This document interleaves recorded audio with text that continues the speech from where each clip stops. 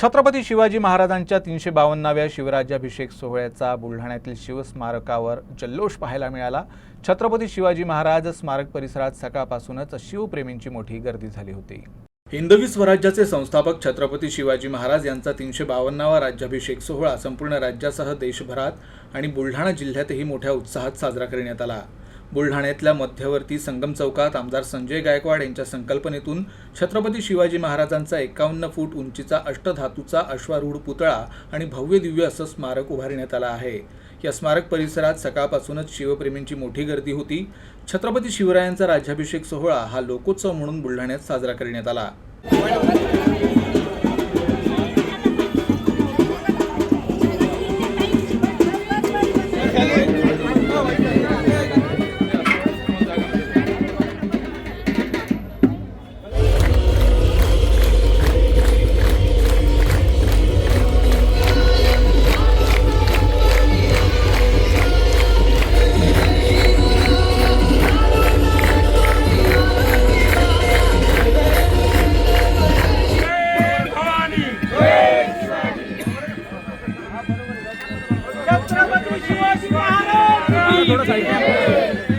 थोड़े साइड में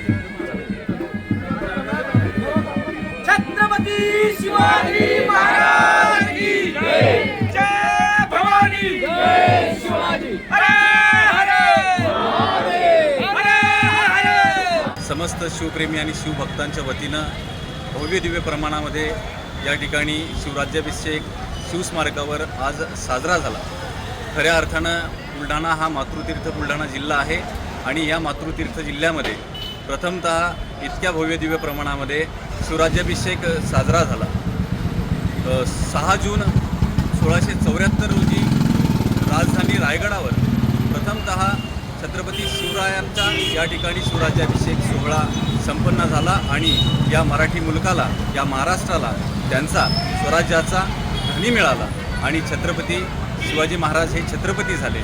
खऱ्या अर्थानं वयाच्या 10व्या वर्षी हे स्वराज्य व्हावे, हे हिंदवी स्वराज्य व्हावे ही श्रींची इच्छा असे ज्या बालशिवाच्या मनावर बिंबवल्या गेले आणि हे बिंबवण्याचं काम खऱ्या अर्थानं राष्ट्रमाता राजमाता जिजाऊ माँसाहेब स्वराज्यजननी आणि छत्रपती शिवाजी महाराजांचे वडील शहाजीराजे भोसले यांनी छत्रपती शिवाजी महाराजांच्या मनावर हिंदवी स्वराज्य व्हावे हे खऱ्या अर्थानं नोंदवले होते।